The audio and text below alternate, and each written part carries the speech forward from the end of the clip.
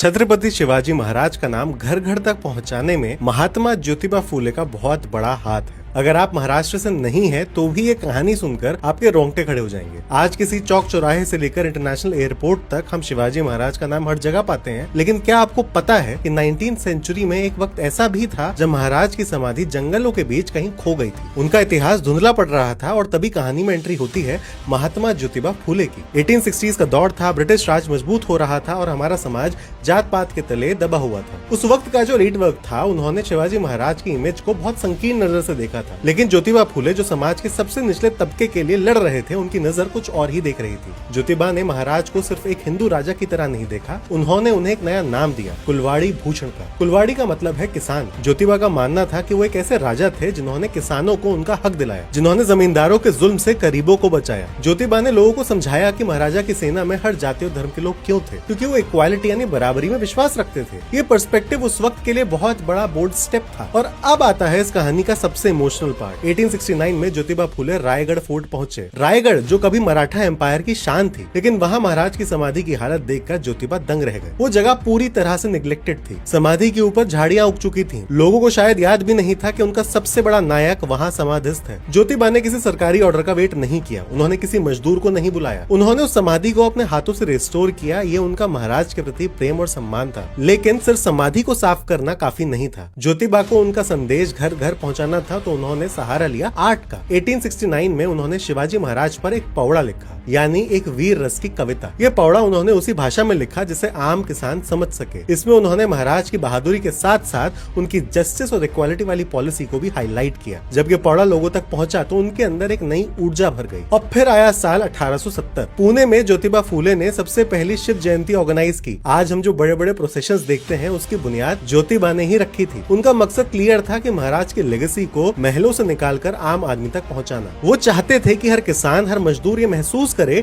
कि वो उस मिट्टी से है जहां शिवाजी महाराज जैसे राजा ने जन्म लिया। ज्योतिबा की ही इसी मेहनत का नतीजा था कि आगे चलकर राजश्री शाहू महाराज ने इस मूवमेंट को बड़ा बनाया और बाद में डॉक्टर बाबा साहब अम्बेडकर ने भी शिवाजी महाराज को अपना आइडल माना। और कुछ इस तरह ज्योतिबा ने शिवाजी महाराज की वीर गाथा को घर घर तक पहुंचाया। ऐसी और कहानियों के लिए फॉलो करना ना भूलें।